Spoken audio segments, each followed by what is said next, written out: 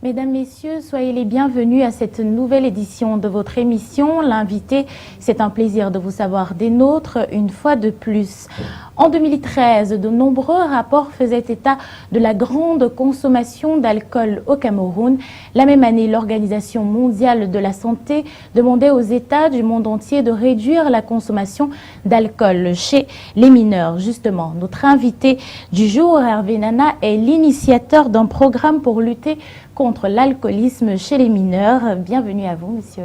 Merci. Merci d'avoir accepté notre invitation. Vous êtes le président régional du Cinédébo, qui est le syndicat des exploitants des débits de boissons. Comment fonctionne votre syndicat? Comment est organisé ce groupement? Bon, je vous remercie déjà de l'invitation et l'opportunité que nous offrez de parler de notre projet. Notre syndicat est un mouvement d'ensemble, un mouvement national qui est reparti dans les 10 régions du Cameroun. Et précisément la région du littoral que je couvre, nous avons des antennes. Nous sommes répartis en zones et antennes et donc je suis le président régional. Et nous fonctionnons avec le rassemblement des propriétaires des débits de boissons et quelquefois un peu des gérants, parce que vous savez, ce sont les gérants qui sont sur le terrain, qui nous aident à mener nos activités quand nous, les propriétaires, nous sommes un peu occupés. Alors, quand on parle de débit de boissons, comment comprendre? Est-ce qu'il s'agit juste des bars, des snack bars? Est-ce que vous pouvez nous expliquer ce que c'est qu'un débit de boisson? Bon, pour dire, la loi camerounaise précise tout ce qui est appelé débit de boisson, c'est-à-dire les caves, les bars, les snack bars, les boîtes de nuit sont appelés des débits de boisson parce qu'ils débitent de la boisson, ils vendent de la boisson. Donc, tous sont considérés comme les débits de boisson. Bon, maintenant, cette campagne est beaucoup plus axée dans les ventes emportées, les snack bars et les boîtes de nuit. D'accord. Alors, on parlait d'un projet qui lutte contre l'alcoolisme chez les mineurs. De quoi il en ressort? De quoi il est exactement question? Bon, vous savez, on a toujours tendance à accuser les propriétaires des débits de boissons d'être les responsables de l'alcoolisme chez les jeunes. Pourtant, vous devez, chez nous, dans notre mouvement, on a fini par comprendre. Nous sommes d'abord des parents. Et étant parents, ça veut dire qu'on est également des enfants. Malgré ça, nous sommes des hommes d'affaires. Nous faisons du business parce que c'est par rapport à ce business que nous payons nos taxes à l'État, nos redevances à l'État et de part et d'autre. Donc, nous trouvons dans notre secteur d'activité qu'il était grand temps pour nous de faire savoir à l'État que nous ne sommes pas responsables de ceux-là qui se livrent à consommer abusivement de l'alcool. Donc c'est pour cette raison que nous avons décidé de lancer une campagne de sensibilisation pour appeler plutôt les propriétaires des débits de boissons à être conscients. Donc c'est un appel à conscience d'abord aux propriétaires des débits de boissons, ensuite aux gérants, parce que si nous évitons de vendre l'alcool aux enfants des voisins, le barman éloigné évitera aussi de vendre de l'alcool à nos propres enfants. C'est donc un appel de conscience qui ne va en aucun cas nuire notre business que nous lançons. Alors, un appel de conscience qui a demandé à ce que vous passiez à la formation de nombreux barmen pour les sensibiliser. Comment s'est déroulée cette formation qui a touché près de 1370 barmen? Oui, effectivement, nous avons lancé une campagne de formation qui avait pour module la vente responsable d'alcool.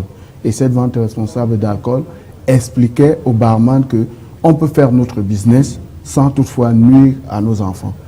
Et durant ces formations, nous avons formé dans la ville de Douala 1370 barman et ainsi que dans la ville de Yaoundé. Et nous allons compléter parce qu'après cette phase d'installation des premiers 500 tableaux, parce que nous avons des équipes qui sont déployées sur le terrain pour installer les panneaux là et nous avons 500 tableaux à installer pour l'instant.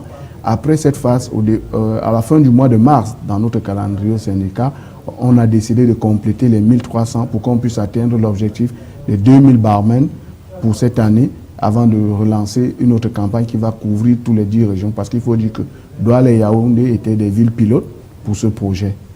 L'alcoolisme chez les mineurs, c'est un fléau qui mine le Cameroun depuis un certain nombre d'années. L'année dernière, en 2014, il y a eu une hausse des prix des boissons. On vous a vu directement réagir à cette hausse des prix. Et pourquoi, concernant un sujet aussi sensible que celui-là, ce n'est que maintenant que vous lancez une telle campagne de sensibilisation? Vous savez, nous sommes d'abord premièrement des hommes d'affaires et nous devons d'abord défendre notre activité. Et pour prendre une campagne comme celle-ci, il faut bien se dire qu'il faut bien des moyens pour cela. Vous voyez les panneaux que nous avons faits, il faut des moyens, il faut un déploiement, il faut récupérer les modules de part et d'autre, savoir ce qu'on va dire au barman pendant la formation. Et tout ça a demandé un temps et nous avons pu regrouper tous les éléments et nous avons tendu la main aux sociétés brassicoles concernées pour qu'ils nous accompagnent dans ce projet. Vous comprenez que là, c'est tout un process pour aboutir à ces formations. Par contre, quand il y a hausse des produits, directement nous sommes attaqués et nous pouvons directement réagir. Donc, ce projet, on dit vaut mieux tard que jamais parce que nous sommes conscients quand même que nous avons aussi des enfants. Si nous faisons cette activité, c'est parce qu'on veut nourrir nos familles. Et qui parle de famille parle d'enfants.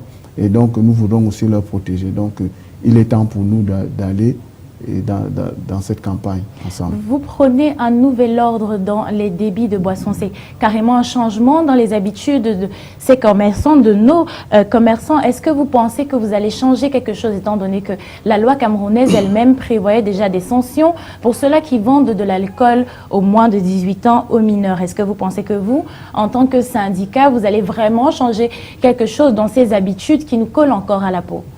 Oui, nous allons changer quelque chose parce qu'il faut déjà rappeler que la loi camerounaise précise dans son article 16, le 375 alinéa 15, que est passible d'emprisonnement tout propriétaire de débits de boissons qui vend de l'alcool à un mineur. Ça, les barman ne le savaient pas. Il est question pour nous de leur faire savoir que si l'État nous a accordé la tolérance administrative durant tout ce temps, eh bien, il y a un moment où ils vont dire qu'ils reviennent faire le travail sur le terrain. Il y a un moment où vous allez écoper. Voilà, on va écoper. Et pour éviter qu'on écope et que notre business se trouve mort, on est obligé de passer en action. Parce qu'il faudrait dire que si nous, au syndicat, on existe, c'est parce qu'il y a les débits de boissons effectivement existent sur le terrain. Et alors, on a intérêt de protéger cette activité, qui est d'abord notre activité de base. Parce que pour être membre du syndicat, il faut être propriétaire des débits de boissons. Donc, pour que mon activité perdure, je dois protéger cela. C'est pour cette raison que nous avons obligation de faire savoir aux barman le danger qu'ils ont, pas seulement en vendant de l'alcool aux mineurs, mais qu'ils peuvent se retrouver même aller en prison, tout simplement parce qu'ils ont décapsulé une bière et servi à leurs clients. Ils vont dire, je ne savais. Pourtant, la loi dit bien que nul n'est censé ignorer la loi. Donc, nous avons pris cet exemple-là pendant nos séances de formation pour faire comprendre aux barman qu'il est grand temps pour eux de ne plus jamais dire qu'ils ne savaient pas, parce que c'est écrit dans le code pénal de notre pays. Et hormis la sensibilisation, est-ce que vous avez pensé à d'autres mesures pour ceux-là qui auront l'oreille sourde à tous ces mots que vous avez dispensés? Est-ce que vous avez prévu des sanctions à ceux-là qui ne respecteront pas l'ordre du syndicat finalement? Puisque être membre du syndicat, c'est respecter certaines normes qui incombent à tous ceux-là qui sont des membres. Est-ce que vous prévoyez quelque chose pour dire non, vous n'avez pas respecté, vous avez vendu de l'alcool aux moins de 18 ans, peut-être des gens seront sanctionnés, mis hors du syndicat? Oui, là, il y a une phase répressive pour cette campagne. Mais pour l'instant, nous allons d'abord aller au plus profond, sensibiliser.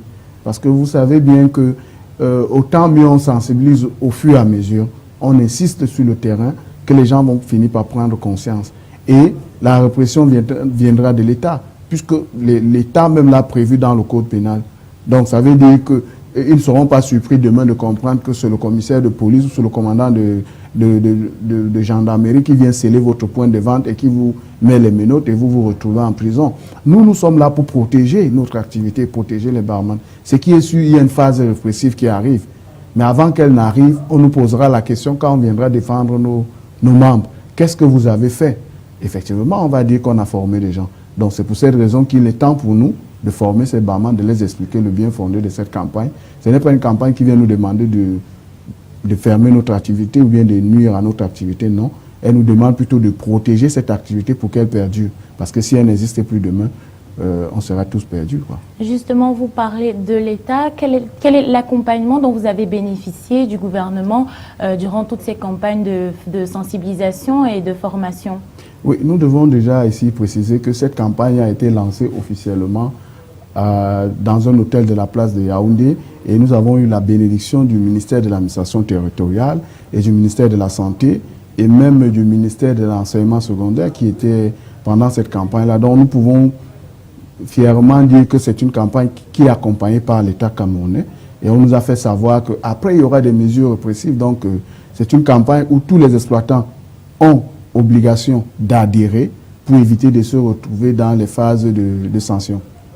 Alors, le problème d'alcoolisme, ce n'est pas seulement chez les adolescents, c'est aussi une question qui s'attaque aux adultes. On a vu un fait qui est décrié dans nos sociétés, de nombreux adultes qui dépensent par exemple l'intégralité de leur salaire dans les débits de boissons. Vous n'allez pas simplement vous arrêter au fait des adolescents. Qu'est-ce que vous faites par exemple dans des cas d'alcoolisme avérés chez les adultes?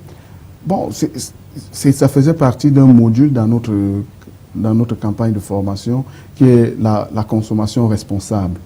Hein? Nous, comme je disais tantôt, nous sommes des businessmen. Nous, on est là pour faire nos chiffres d'affaires. Et dans nos chiffres d'affaires, on a besoin du client. Mais en ayant besoin du client, on doit protéger également ce client qu'il boive aujourd'hui, qu'il revienne demain. Parce que nous n'avons aucune fierté de voir un client consommer chez nous aujourd'hui et que demain on nous dise que il n'a pas pu arriver chez lui, il est décédé parce qu'il est tombé dans une rigole ou bien il a fait un accident. Donc, nous avons aussi obligation de dire quand nous constatons qu'un client atteint un taux d'alcoolémie un peu plus élevé, de lui dire d'arrêter de boire et de revenir le lendemain. Ou bien, s'il est véhiculé, on dit non, vous ne pouvez pas conduire, laissez votre véhicule dans notre parking, vous revenez le lendemain. Donc, dans nos formations, on avait des modules sur lesquels on prenait aussi la peine pour les adultes parce que nous savons que les adultes ont vraiment aussi ce problème-là. Mais vous savez, nous, on est dans un secteur d'activité un peu très complexe. On ne connaît pas exactement le taux d'alcoolémie d'une personne qui entre dans votre point de vente. Il y a des gens qui arrivent dans votre point de vente. C'est au moment où il est en train de prendre, quand il arrive, à l'instant, vous croyez que non, celui-ci ne peut pas tenir en prenant même une bière. Il consomme une première, il consomme une deuxième. Au moment où vous lui dites que non, vous ne pouvez plus continuer, c'est là où il vous dit que non, c'est maintenant qu'il peut même encore commencer à boire. Donc, il démarre son moteur. Donc, en fait, nous avons cette obligation de protéger ce client en allant vers lui et lui dire que vraiment, mon frère, j'aimerais que tu reviennes en santé demain pour continuer à consommer chez moi. Alors, arrête pour aujourd'hui et reviens demain. Bon, il faut aussi voir que dans le cadre du business, il faut bien que ça soit dans un endroit où il n'y a pas trop d'affluence. Quand il y a trop d'affluence, le gérant ne peut pas gérer 50 clients au même moment, en fait. Bien évidemment. Alors, Monsieur Hervé Nana, pour sortir de cet entretien, une dernière question, toujours relative à votre activité. Sur de nombreuses chaînes télé étrangères, on voit tout le temps des slogans « Si vous buvez, ne prenez pas l'alcool », des campagnes publicitaires contre l'alcoolisme, ce qui n'est pas forcément le cas dans notre pays. Est-ce que vous pensez que le gouvernement camerounais prend assez à bras le corps ce problème d'alcoolisme? Je dirais que non.